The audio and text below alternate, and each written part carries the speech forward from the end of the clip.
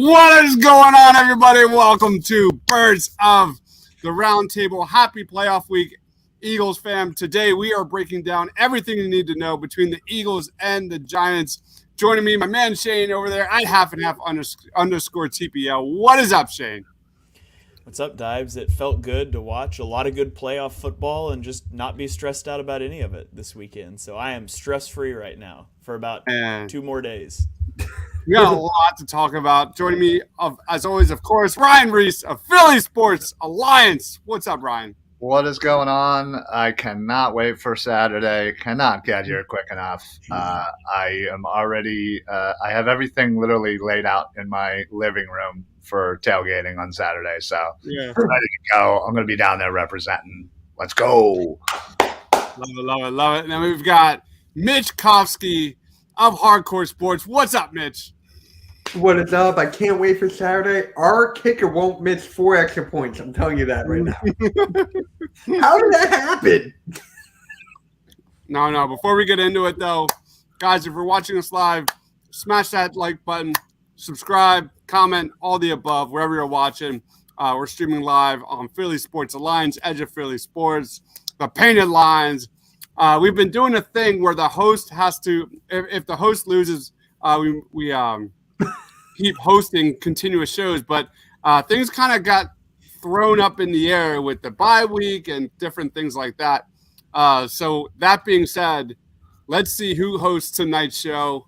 A lot of us here host several different shows, so hosting is not as always. Oh, yes.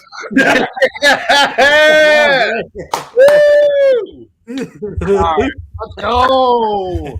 All right, so what we're gonna do here, Shane, you can play that thing. We're going to talk about top takeaways between the the Giants and the Vikings, what it all meant for the Birds, and we're also going to be watching Eagles versus Giants, Madden 23, just to kind of react to that as well. I'll throw it to you, Shane. What was your top takeaway between the Giants and the Vikings?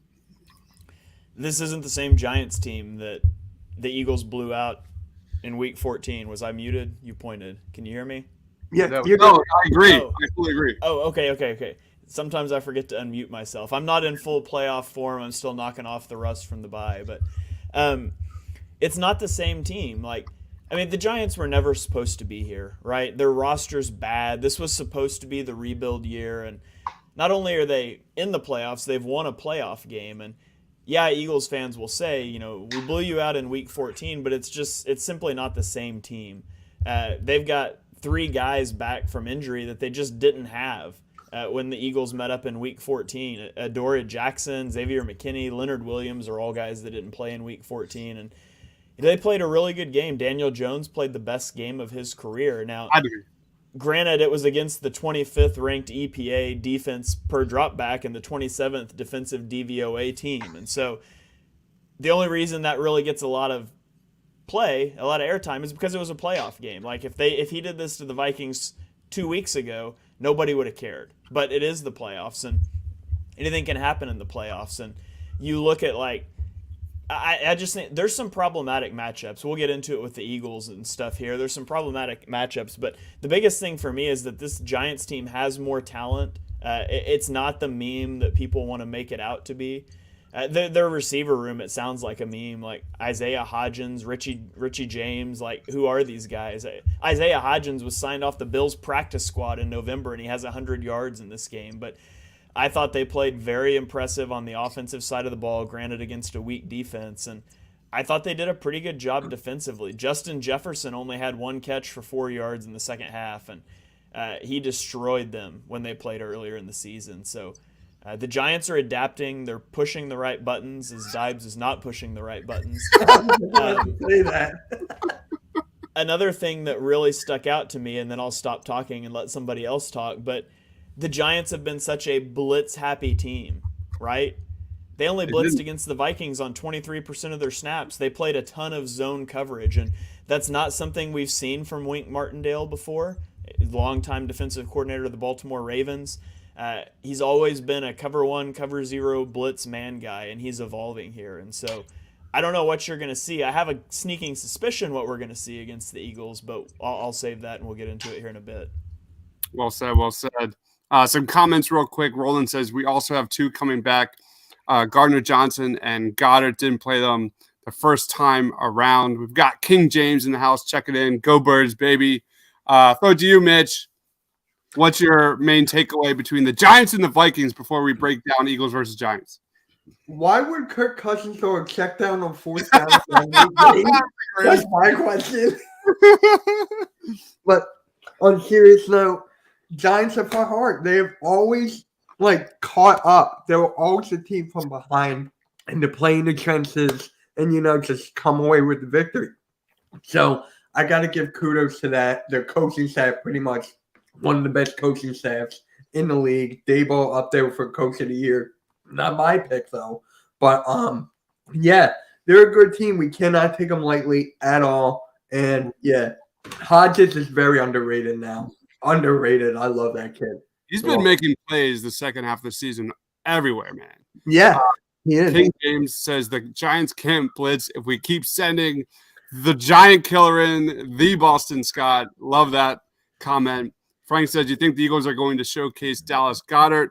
Seems like he's been MIA since his return from injury. We'll get into that. We're going to get into that, Frank, very soon. Ryan Reese, what's your take? Yeah, I agree with what Mitch said. Is we can't take these Giants lightly. I know we've literally played them twice in the past, 5 or 6 weeks, but they've been a team that has, evolved and been through their up and downs through this season. Their offense was absolutely clicking last week, and Daniel Jones, listen, we all make kind of funny, fun of Daniel Jones, Danny Dimes. And, listen, he had probably his best game in his career against the Vikings.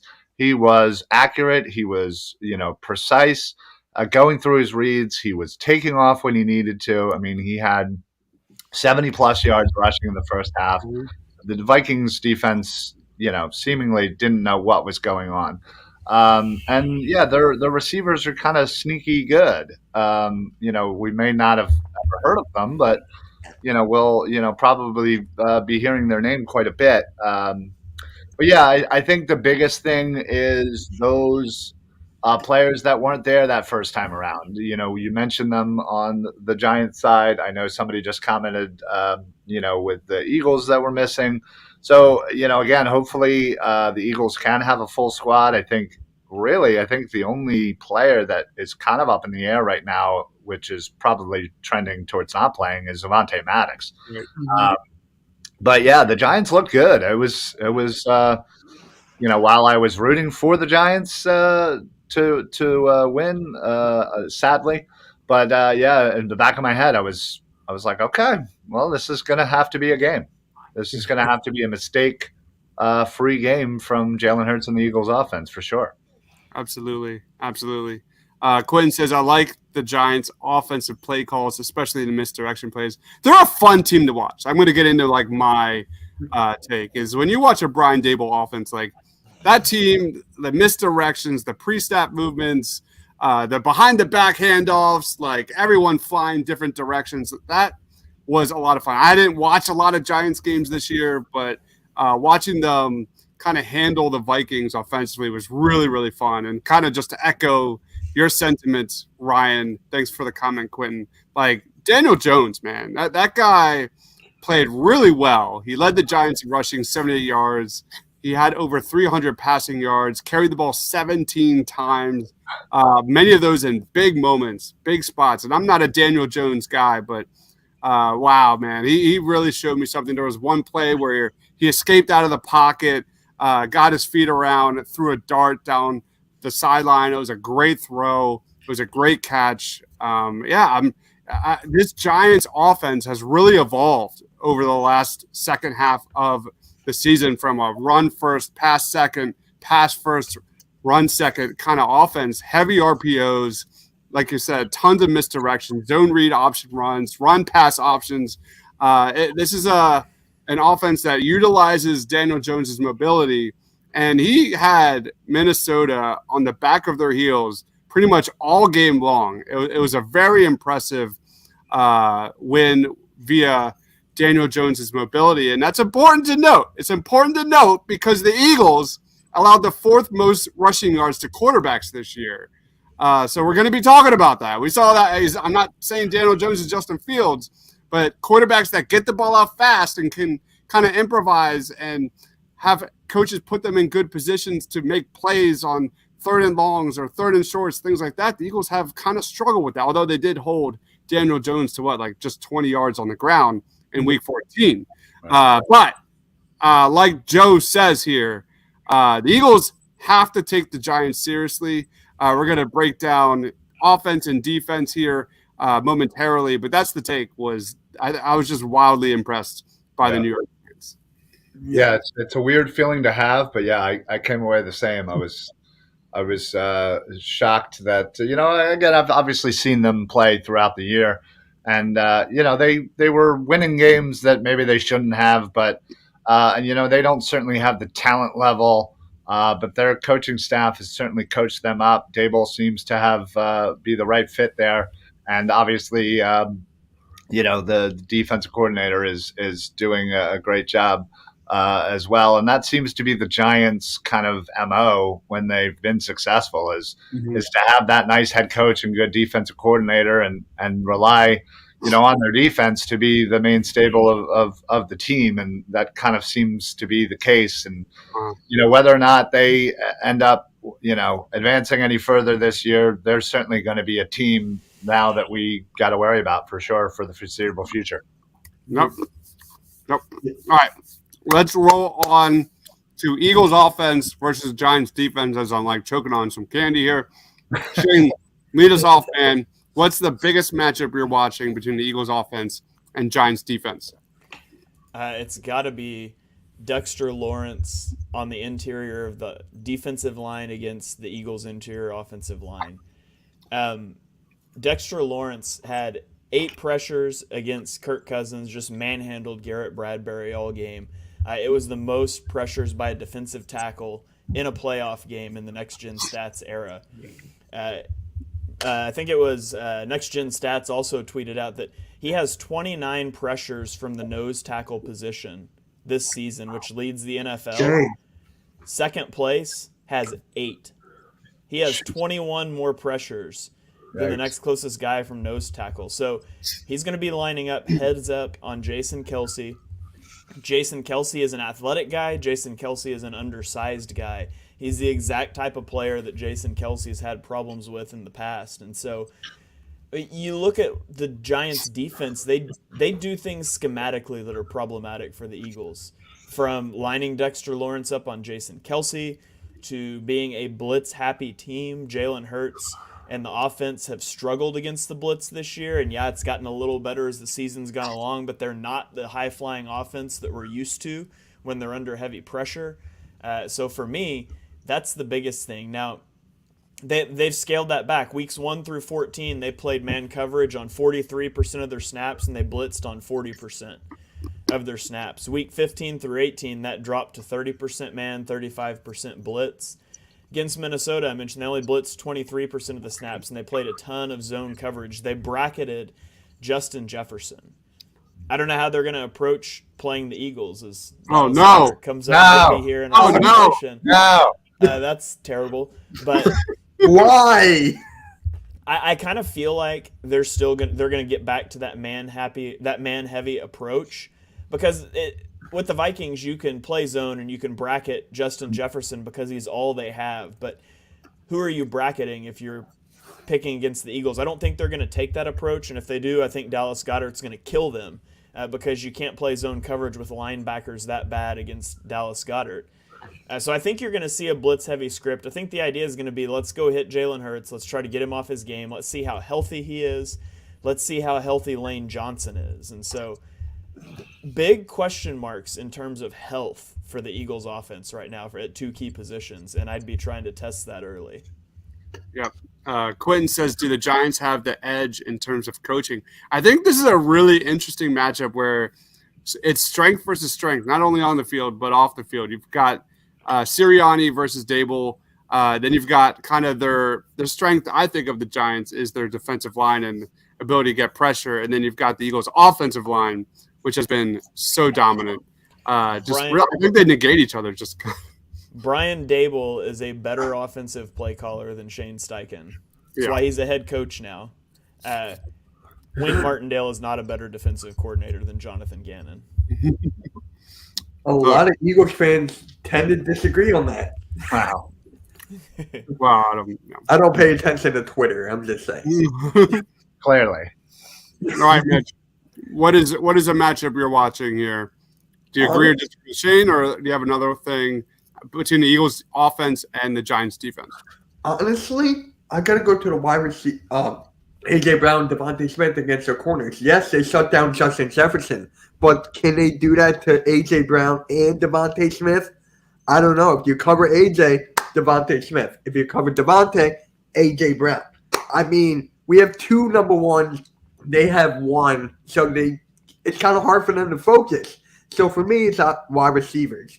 And then you could throw Dallas Goedert in there too for the tight end spot. Love it. Yeah. Mr. Rudy Poo agrees, should pick on the Giants linebackers. Yes. Absolutely agree. What about you, Ryan Reese? Yeah, just not to reiterate, I'll pick something different, but I'm going to be interested in seeing the run game, and how Miles Sanders is able to get into that second level. Obviously this run game is so much more efficient when we have a fully healthy line. So again, I think from off of what Shane said, how healthy is this team right now? We have some players that are a little banged up. That can change in a heartbeat in one of these games. As somebody tweaks something and whatnot. But I want to see Miles Sanders kind of respond. He kind of hasn't had the best couple of games, last couple of games. So I really want to see them establish that run. And really kind of pound the rock and really kind of open up that passing game for later on in the game for the Eagles to hopefully score at will with AJ Brown, Goddard, and Smith. Yeah, you guys kind of knocked out all three of my matchups. Miles Sanders versus that Giants run defense. Giants struggled against the run this season. You look at A.J. Brown, like Mitch said. A.J. Brown has 8 receptions for 165 yards against the Giants this year. That's over 20 yards a reception. I think the big narrative for the Eagles offense against the Giants has been big plays. They've had crazy amount of big plays in the two games. I know the two games are not alike whatsoever, but they have been able to move the ball through the air very successfully. And then you get to, like Shane said, the pass rush. Dexter Lawrence, just a monster. But you got Kayvon Thibodeau, who's been kind of tearing it up lately. He's got 11 quarterback hits the last 7 games. Ojulari is day-to-day with a quad injury. But I agree, Shane. I think they want to pressure Jalen Hurts, get into his face. They're going to crowd the line of scrimmage. They do that a lot, and that's led to a lot of penalties as well. I think they lead the league in defensive holding flags. You can check that out, Shane. But I think that's what they're going to want to do. I think we're going to see a heavy passing attack from the Eagles. And, of course, the biggest takeaway has to be Jalen Hurts, man. Like, you talk about a guy on the national stage. You look back at last year's matchup against Tampa Bay, and he struggled against pressure, man. And this is a team, although, like Shane said, they didn't blitz a lot in the wild card round. They're the heaviest blitzing team during the regular season. So can Jalen Hurts answer those questions? I think he will exponentially, but that's definitely something to watch. Mr. Rudy Poo says, Sweat, BG, Quinn, Reddick, got to get pressure, but don't let Daniel Jones get outside the tackles. He is sneaky fast. Absolutely. King James says Jalen Hurts fake an injury. Finish the season and give Hurts rest for the playoffs. Corey says, I love getting no respect. Truth is, the last time the Eagles played fully and mostly healthy was the Chicago game. Let them count us out. No one likes to give us shit, or no one likes us who gives a shit. Go Birds. I love it. I love it. I mean, the Eagles are like 7.5-point favorites, so I don't think anybody's disrespecting the Eagles here. But do you want to hear a conspiracy theory that I would put out there, but I'm not sure if I believe, but I'm not saying I don't believe it? Okay. Okay. So I want you to take this trip back with me. Think back to like the Doug Peterson era, okay? When a player got injured, what was the label that Doug put on every injury ever? Their day-to-day, right? Which we always took to mean they're going to be out 6 to 8 weeks because that's just how it played out. But we never had any idea what was going on with injuries, right?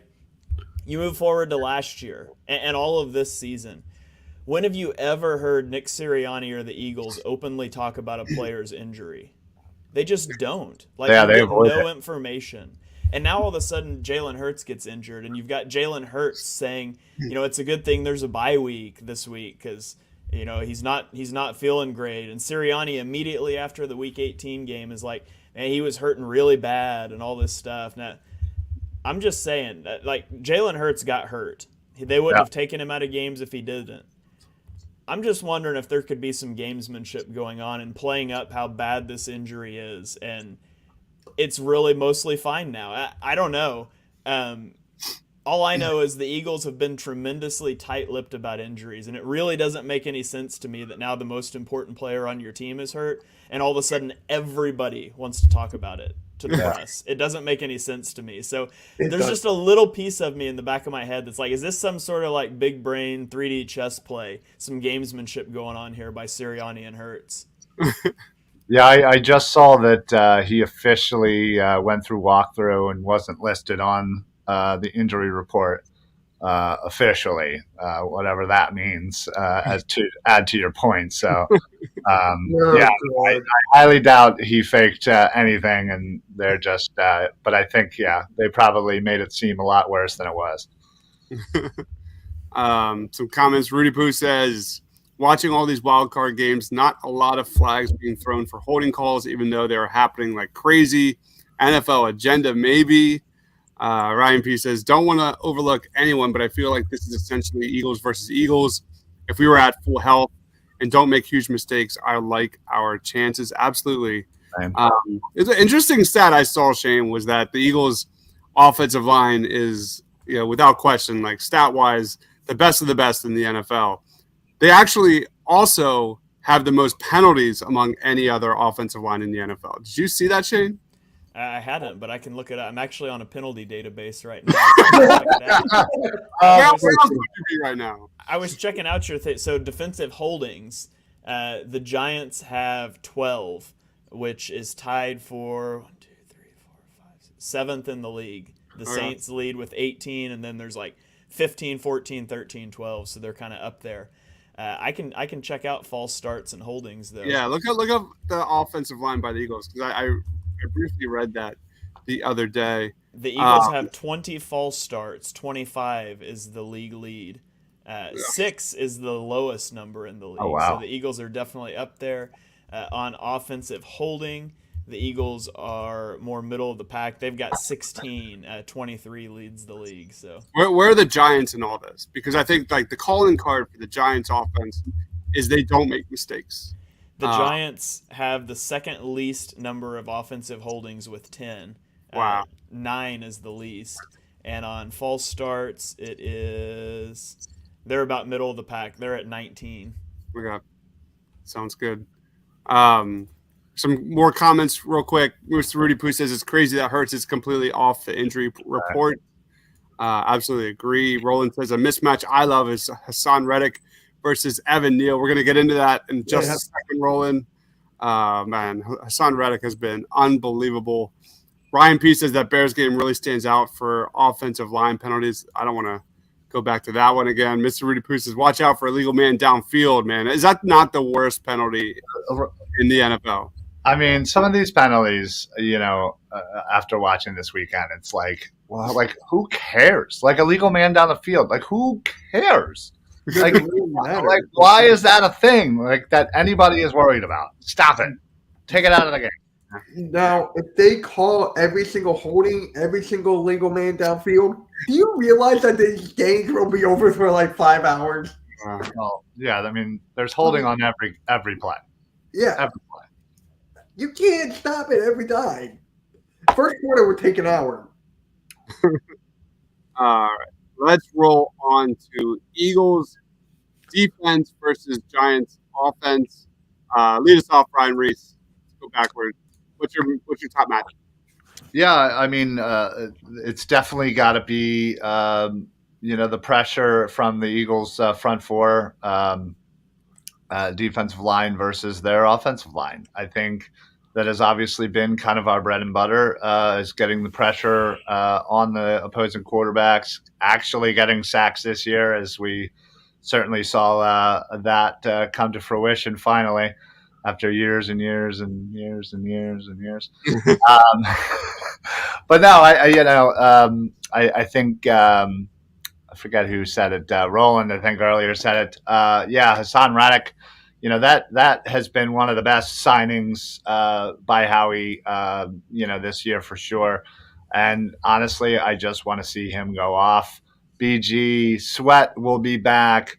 Hargrave, the whole thing. I mean, again, I think if we can dominate the line of scrimmage in that way, and make Danny Dimes uncomfortable, I think this falls right into exactly what we want. I'm just gonna go ahead and piggyback off of that. Daniel Jones versus pressure. He has an 83 quarterback rating. He has a 55.6 completion percentage.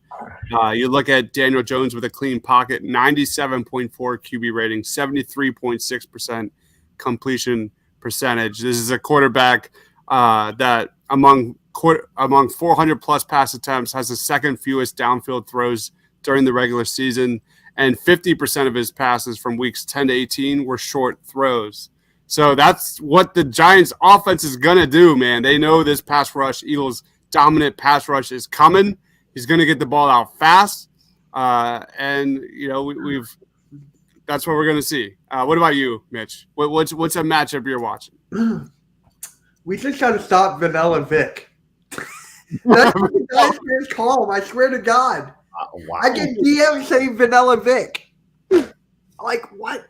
But on serious note, this Hassan Reddick, I'm telling you right now, if he doesn't win Defensive Player of the Year, I mean, you could give it to Bosa and other guy, but he should be up there for that spot, and he's going to make damage in that mismatch with Evan Neal. Oh, my God, that is something.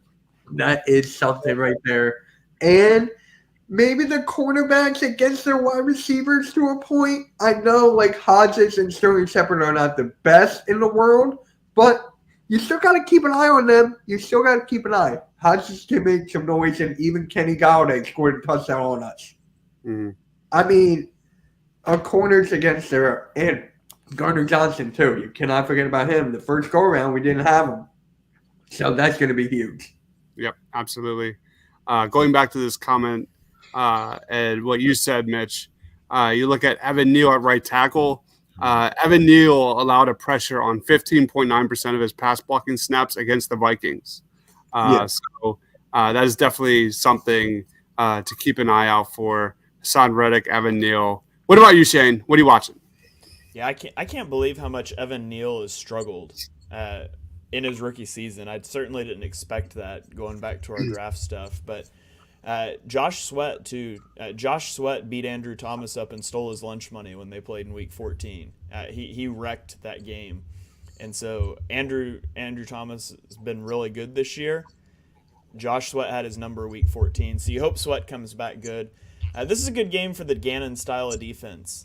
You're gonna force what a catch there by AJ Brown. You're gonna force Daniel Jones to dink and dunk his way down the field and execute 10 to 14 play drives, convert third downs. Like, Daniel Jones is not the caliber of quarterback that you're worried about being able to do that consistently. So it's all about limiting those explosive plays. Playing quarters, you're going to have eyes on Daniel Jones when he goes to run. Obviously, the Vikings couldn't get pressure on Jones very well. The Eagles aren't going to have that problem. The Eagles are going to be able to get pressure. They're going to be able to get pressure rushing for, and they're going to be able to always have eyes on Daniel Jones. So I think what you're going to see, if I was Brian Dable, I would be running heavy personnel stuff, trying to get under center and run the football, because Gannon likes to play light defenses, and defending the run has been the problem. So to me, that's the thing. Like, the Eagles' defensive line has the mantra of you have to earn the right to rush the passer. Like, I've heard Jason Kelsey talk about that on New Heights and stuff like that, but they're going to have to stop the run. Chauncey Gardner-Johnson, I think he's going to play in the slot a lot. He's got to be able to come downhill and fill gaps and make tackles. You've got to get them into situations where they can't put 2 and 3 tight ends on the field and try to run the ball at you. The Giants are going to do everything they can to make you live in 5-down fronts. And then when you get in 5-down fronts, they're going to boot off of that. They're going to throw the ball because your coverage is bad out of 5-man fronts, just like it has been all year. So this game, more than any, it's imperative the Eagles can stop the run with 4 guys down. And are you kidding me? 75-yard touchdowns. Saquon, like really? I don't like it. I don't like it. That. Oh, yeah. Can you make a tackle? With a wheel route. Tackle, but here we can't. James Bradbury gets destroyed on a wheel route by Saquon. James Bradbury revenge game. Just to kind of go off what you said there, Shane. Evan Neal, week 14, on 51 snaps. He allowed 7 pressures and a sack, had a 47.4 pass blocking grade. That was the game where also Brandon Graham went off in that one, if you remember. But yeah, that's you guys pretty much nailed it. At the end of the day, it's the Eagles pass rush getting into the face of Daniel Jones with a 4-man rush, timely blitzes on third short, third and long, all that kind of stuff. We got a lot of comments here. Frank says, it seems like everyone is in fear or concerned with New York and Dallas because they both look good. I agree, but you have to remember they had to look good to get this round. The Eagles are already into this round waiting. I hope the week pays off for them. Seems like it helped Hurts and Lane Johnson. Don't forget, without Lane Johnson, the Eagles are 9-22. That's really Lane on the Philadelphia Eagles football field. I'm feeling good. That's another huge thing, because the possibility exists that Lane thinks he's good and he goes out there and he takes a snap and he's like, I can't do this. And you're not going to know that until the game, because you're certainly not going full contact in practice. So we think Lane Johnson's going to play. He's going to at least start the game. How effective he's able to be, if he's able to stay in, that remains to be seen. And it's the same thing for Hurts. Like, are they going to let Hurts run the ball? Like, you got to think you pull those stops out, but if Hurts isn't at 100%, like, he's not going to be at 100% at any point in the playoffs, and you've got to run your offense. But when you get buried by Kayvon Thibodeau, are you getting up and are you having to come off the field? Like, there's things to be very nervous about in this game related to the health of the offense, and that's the biggest concern for me. Yeah. King James says Jalen Hurts is about to put on a show. He watched Joe Burrow, the Super Bowl second season of the league, said that was the standard. Hurts is going to silence all the doubters. Love the optimism, man. Mr. Rudy Poo says, hopefully we have someone other than TJ spying Daniel Jones, because he has been bad with that assignment. Yeah, I mean, that's going to be interesting how they I want to – Shane, can you look back to week 14, how many times Daniel Jones rushed the football? Because I don't remember it was that much. Yeah, nothing like we saw in the Wasn't it like 4? I'm not sure. I know it was not a lot. I don't remember him going off.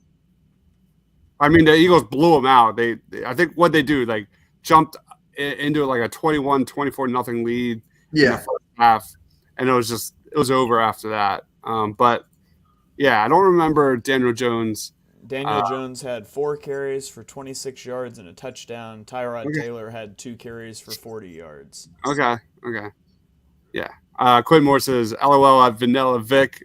I agree. Stopping the quarterback runs will be the key. I believe Evan Neal is playing out of position like Andre Dillard. Dang. Yeah. Time of possession will be another key for the Eagles. Absolutely. Dable is going to be spamming Saquon Barkley screens to negate the rush. Absolutely. We're going to see that a lot. And you're not. Yeah. Shane, is this a game where you blitz heavily if you're Jonathan Gannon, or do you sit back and anticipate that? No, I'm not blitzing at all. I want to make Daniel Jones go on 12 to 14 play drives because I don't think he can do it consistently. And I think my pass rush is get in there. Oh, QB sneak. I think that Daniel Jones is not going to execute 12 to 14 plays consistently against this team, and I don't want to give up any explosive plays. When you blitz, you're playing with fire. You're inviting chaos, and when you have the better team, it just doesn't make that much sense. You don't want to invite chaos. You want to invite stability. So this would not be a game that I'm looking at blitzing a lot. And Mr. Rudy Poo says, I'm going to be annoyed if Gannon just sits in soft zone like the defensive coordinator for the Vikings. Oh, we'll see, man. Did the Eagles just score? Yeah. Score. Is that Dallas Goedert?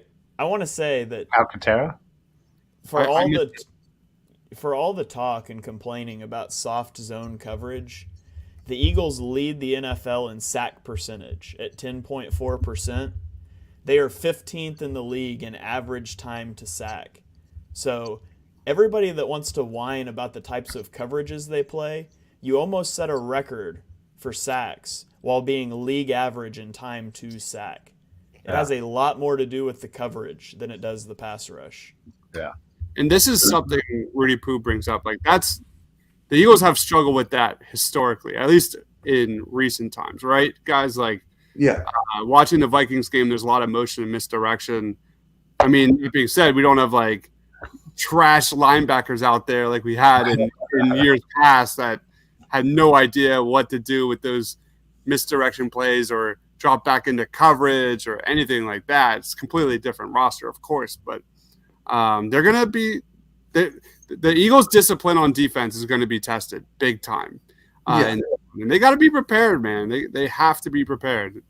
They did a lot of QB power stuff too, a lot of designed runs for Daniel Jones. Just snap it to him and he's taken off around the edge. So the Eagles are going to have to be ready for that as well. And I mean, Daniel Jones is a big guy. He's not easy for like a cornerback to bring down. So it's going to be a game that tests your cornerback's ability to go, come downhill and hit a running back, hit Saquon, hit Daniel Jones. It's going to be and that's why I think you put Chauncey Gardner-Johnson in the slot. He's not afraid to stick his nose in there and hit people. He's not the best tackler, but he's not afraid to go take on contact. I would like to have him in there fitting the run out of the slot. And with their likelihood of hitting those quick hitch routes, quick slants, like get Chauncey Gardner-Johnson in those plays, man. Let him anticipate those routes. Absolutely. I'm impressed that coach actually looked like Brian Dable. That's the first coach in Madden that I've actually seen that looks like the person they're supposed to be. I was just thinking the same thing. This is the first time I've seen Madden since 2014. All right, let's get into score. I actually have one question, though. Yeah. I mean, with the 10 yards back of the cornerbacks, like they play 10 yards back, does that bother you guys or not really? Because to me and some other people in the Hardcore Sports Network, it bothers the hell out of them. Like, why they're so far back, it bothers the hell out of them. I think the NFL has proved that, like, it's such a momentum league. I mean, how many big leads have we seen just completely annihilated?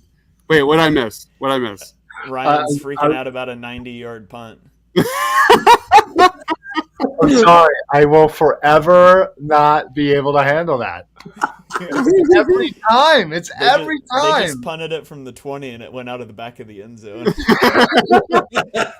That dude's got a leg. I wasn't even paying attention. Oh, dude, it's every time we do the sim. It's like back and forth 90-yard punts. It's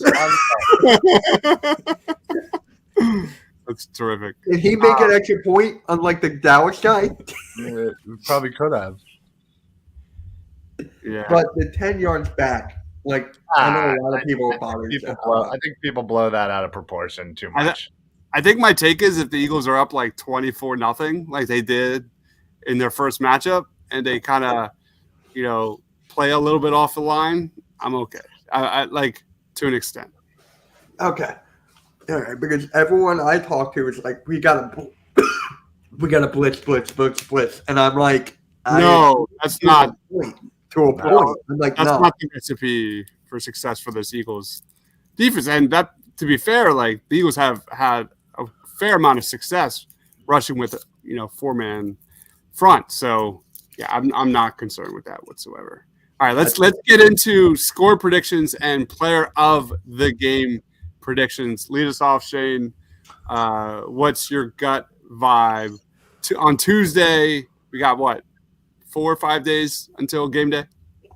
Yeah, so, man, I look at this game. There is no position group that the Giants have an advantage at besides running back. The Eagles have a better defensive coaching staff. I would call the offensive coaching staff a wash. Like, the Eagles are clearly the better football team. Yes. And yet, we're coming off of Wild Card Weekend where the Bills were clearly a better football team than the Dolphins, a division rival who was starting a third-string quarterback, and they took them to the brink. The 49ers were clearly a better team than the Seahawks, and they trailed at halftime. The Bengals were clearly a better team than the Ravens, starting their backup quarterback, and they needed a 98-yard scoop and score fumble off a failed QB sneak to win that game. There are no easy games in January, and there's certainly no easy division opponent matchups in January. The health concerns for Philly obviously play a large role in this. I think the Eagles win this game. I don't think it's going to be an easy game. I think this is going to be a game that you sweat out for the majority of the game. I think every time Jalen Hurts takes a hit, we're going to cringe inside and wonder if he's getting up. It's going to be a stressful game. I think the Eagles win. If I told you in September that what stood between you and the NFC Championship game was Daniel Jones, you would take that in a heartbeat. But here we are, and I do think it's going to be a tough game. But I'll say the Eagles come out on top. Let's go 27-21. I'll go 27-21 Eagles. Who's your player of the game? Shoot, I forgot about that part. Player of the game, I will go – I'm going to go – it's got to be Boston Scott, right? We're going Boston Scott. 2 touchdowns for Boston Scott. Oh, my God. All right, let's do that. Since this is the playoffs, let's do player of the game on offense and defense predictions. So Boston Scott, and no one else can pick who you pick. So, all right. Dang. I was also just trying not to take the layup of Jalen Hurts. So I'll go Boston Scott's going to get a pair of touchdowns. On defense, I'll say player of the game is Hassan Reddick. I'll take the layup on defense. Hassan Reddick. That's awesome. All right, Mitch, you're up, man. All right. It's going to be a hard-fought game. I'm telling you right now.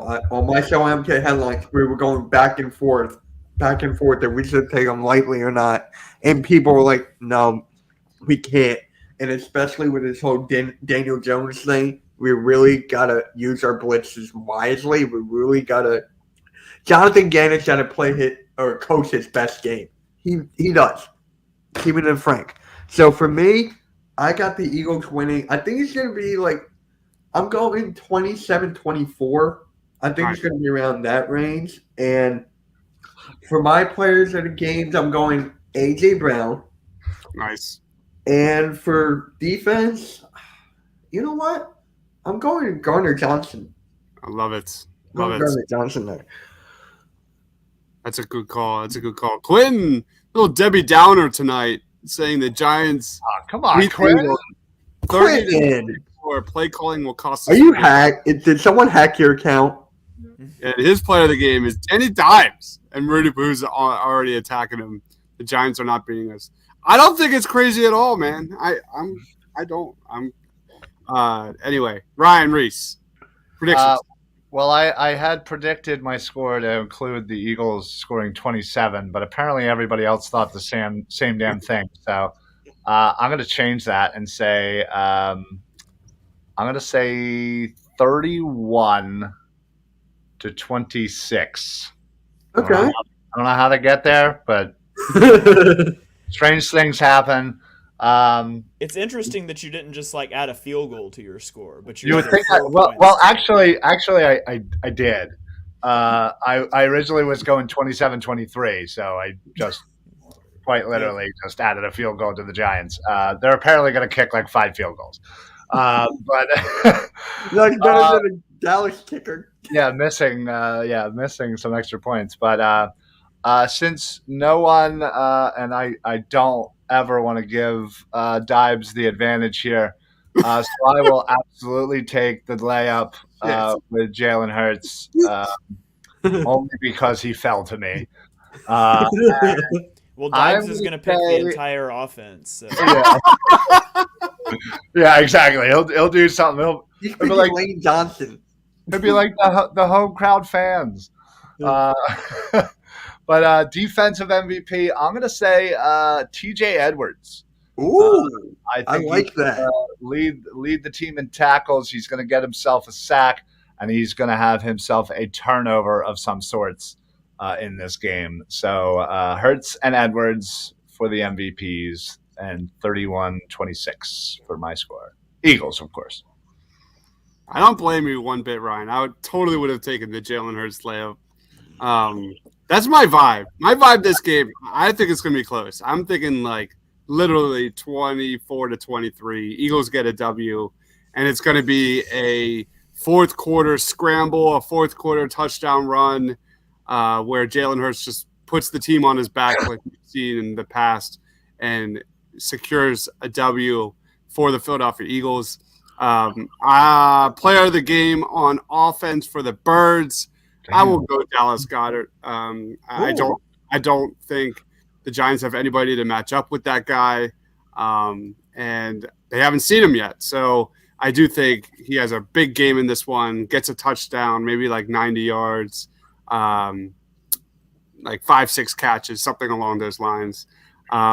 And on defense, I liked your choices already.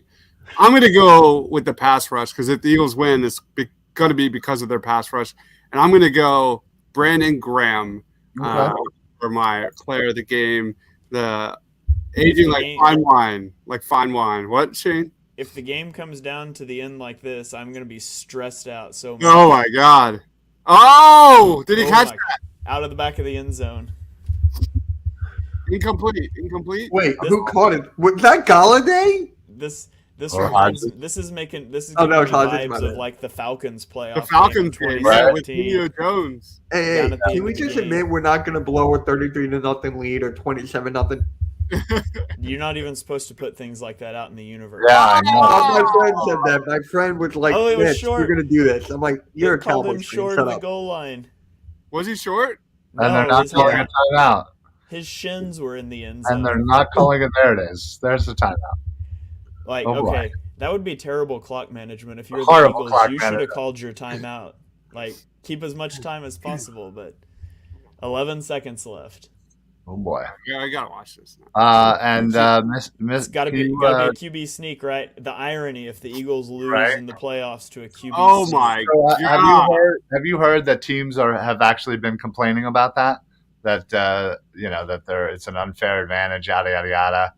But apparently they've been obviously going by the rule book, so it's not like it's illegal. But they've got to do something about that. Though, like there was one in the Vikings-Giants game where like the guys like stood up and they don't blow the whistle, and then like an offensive player comes. It wasn't a QB sneak, but the offensive player came and pushed the pile forward. And I tweeted about it as like the NFL's got to do something about that. Like forward progress is stopped because if a defensive player comes flying into that pile and spears that guy, he's getting ejected from the game. Sure. But an offensive player can come up. I don't know. They got to do something about that this offseason. Not the QB sneak, that's fine, but just the whole scrums at the end of plays, that's got to stop. Mm-hmm. Love it. Well, this would be the perfect time for a Boston Scott kickoff return for a touchdown, right? 10 seconds left. Where's Brian Westbrook? Bring him back. Right. Deshaun Jackson, Westbrook. I'm just going to put my disclaimer out here that I have the right to revoke if Boston Scott runs this back for a touchdown, that Madden's a garbage game and it's unrealistic. So this means the Eagles will win. I'm going to we'll edit that out later if we run this back. Right, naturally. Or kneel it. Who whatever. Is that? Yeah. Was that Covey? Probably. Okay, hook it. Like I have never seen the hook and ladder play in Madden, so this is just going to be a Hail Mary. Yeah, I don't think that play exists, sadly. Well, you Plus, got all your timeouts. But yeah, no, just sit back in the pocket. Why not? Flag. Defensive pass interference? Yes, let's go. Yeah! Let's go! Oh my God! Can Are you you kidding me? imagine? Oh my god! Come on, AJ Brown! Oh no, that's too high. That's way over that game. Oh, Ah, did they just call a Hail Mary from the 21-yard They line? kind of did, yeah. Yeah, they kind of That's did. your play, a Hail Mary when you're 21 yards away. Oh man, Watch Well, that the Eagles fans are going to want Jonathan Gannon out. we've been doing this Madden Sim all season. How do you And guys do this? That's They my have question. How been does this work? they have been wrong multiple times. So How do you do this Madden sim? That's just my question. you I just have computer sim put the footage. yeah, I screen record the game, and Yeah. then Oh, okay. I can say this as simply as possible because I don't actually do it. So I can be like, yeah, you just computer sim it and cut Yeah. the film and and put it up there. yeah. So I what, you just- just go on YouTube and just like for the actual game? Well, I let the computer play itself, and I screen record it with my capture card, and then share my screen when we're on. Gotcha. I tried to do okay. it live the first week, and it was a disaster. Like, it was super laggy, so I started pre-recording them since then. We figured it out. Cool. The birds of the round table always That's adjust. actually kind of cool. I'm not gonna lie. We're thinking, Mark says, I just got here and I'm stressed. And Quentin said, yeah. I just want to say that I'm more stressed about this game now after watching the Madden Sims than I was before we started the podcast. Yeah. all right, let's throw it around. Plugs, final thoughts, get out of here. Mitch, you're first up, man. What do you got going on over there at Hardcore Sports Network? So, Hardcore Sports Network, we're actually streaming the Sixers and the Clippers, and it's not me, thank God. I don't have to put myself through that stress. But, yeah, you can find me on Hardcore Sports Network, Mitch Toxie on YouTube and Twitter. Love it, love it, love it. Go check them out, guys. Ryan Reese. Yeah. Philly Sports Alliance. Just keep doing our thing. Shows all week. Best place to check us out, obviously YouTube and Twitter, right there. But best place is Facebook. Not only do you get all of the Philly Sports Alliance shows, but you get all of the Painted Line shows coming through Facebook. So put on those automatic notifications. That way you are up to date the second we go live with any show, whether it be Philly Sports Alliance or TPL. But yeah, check us out, join up, follow, do it all. And of course, follow everybody here. Love it. What about you, Shane? Yeah, you can follow me on Twitter at @halfandhalf_TPL. I'm on YouTube at ShaneHalfNFL. It's been a little quieter because there hasn't been an Eagles game to break down, but I'll have all 22 stuff up after the playoff game. Mark and I will be going live with Chalk Talk in about 30 minutes, reacting to all the wild card weekend stuff, previewing all the divisional round games. So if you want to know what's going on in the rest of the NFL, you can come check that out. And then, of course, I'll be on the EPA podcast and the BGN radio feed tomorrow. I'm also going to be on the Philly Sports table podcast tomorrow. I was actually on a Jets podcast over the weekend, Jets X Factor podcast. They had me on to talk about Brian Johnson because the Jets have requested an interview with the Eagles QB coach. So went on there and talked a lot about the Eagles scheme and what they do. So if you're just really in love with the sound of my voice, and hell, I don't know why you would be, but you can go listen to that one, and I talk a lot about the Eagles scheme there. So but yeah, I'm around. I'll get back active on Twitter. Haven't had a lot to talk about the last week and a half. Love it, love it, love it. Quinn says, are we doing a Sixers post game tonight? Absolutely not. We'll be going to bed, Quinn. I'm old. I'm tired. Do they only do Sixers on Twitter? What do you mean? I don't know what that means. Let me know what that means. I don't understand that either. Tired? You mean you're not going to come in the chat and make dad jokes during Chalk Talk? I always do that. I always do that. But yeah, final thoughts. Go Birds, man. This is just the most hyped game in a long time, man. I'm excited. I'm really, really excited. Saturday night versus the Giants is going to be a really fun time. We've got guys on site for pregame, halftime, postgame. They're at a bar down towards Philadelphia, so they will be live breaking it all down. I'm sure I'll do something on Sunday or Saturday. I don't know what it is. We'll see. We'll see what happens. But I will not be there. I'll be hanging out with my daughter. If you love draft content, I have been heavily focused on the NFL draft. Yes. My man Ryan and we did a full first round mock last night or yesterday afternoon, whatever you want to call it. Got a really good response on that. And Ryan is still getting hate for his Jets pick. My Jets pick, like whatever, man. Like, when you steal somebody's pick, right from under that, you scramble and listen. Yeah, all right. I could have made somebody better. I picked him a corner. Oh, who cares? I'm not a big fan of DJ Reed. Like, whatever. What's the matchup? That's perfect. They're Jets fans. What do they know? I know. I'm friends with Jets fans. So that's on YouTube. Believe me, I know. Seriously. But yeah. Apparently, I'm just getting murdered about this pick, but whatever. It's all good. Wow. I couldn't care less. I am so pumped for this Saturday. I'm going to be down there as early as they will let me, tailgating and just having a great time. And we'll be in the ruckus in Lincoln Financial Field when the game goes.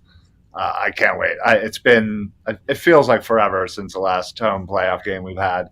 What was it? 18? Is it 18? Huh? Yeah, I think 18 the last time we had a home playoff game, right? So we weren't home last year. Oh, yeah. I can't wait. I'm just so excited to be down there. One last thought on the game that we didn't mention. The Eagles are playing the Giants. Obviously, they've had their bye week, but the Giants are going to be on a short week. So play Sunday, right? They've got to turn around and play on a short week Saturday. And then if the Eagles win, assuming they win, we all picked them to win. If they go to the NFC title game, not only would it be in Philadelphia, you get the home field advantage, but you're going to have an extra day rest. You're going to have a rest advantage over whoever comes out of the other side of the bracket there, because the 49ers and the Cowboys play on Sunday. So it's not like they're on a short week. They still have the normal Sunday to Sunday, right. But the Eagles would have a rest advantage again. So those little edges, they can add up and matter a lot in the playoffs. Oh, absolutely. The beauty of having the number one spot. And yeah, absolutely. Come on down. It's just a short 12-hour drive. Hit me up. The first 5 beers are on me. There it is. Party on Broad is moving to Thursdays. So we're going from Monday nights to Thursday nights because of scheduling things.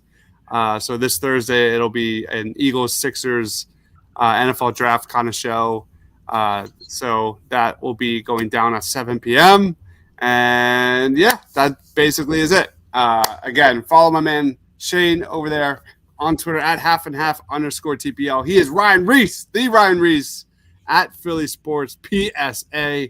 And down there, the Mitch Kofsky at Mitch Kofsky. Go check out Hardcore Sports Network. Yeah. Thank you, everyone, for watching. Thank you, everyone, for commenting. Let us know down in the comments below what your score predictions are, expectations for Eagles and the Giants.